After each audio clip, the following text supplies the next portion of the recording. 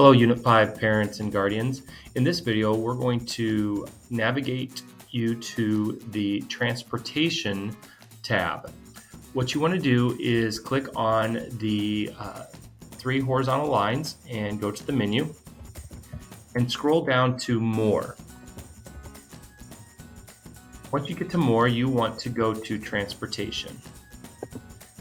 When you click on Transportation, it'll take you to this page where it gives detailed information about when your child's bus will arrive to pick them up, and also when they will be coming back from school. They give you the bus number, the time, where they will be stopping as well.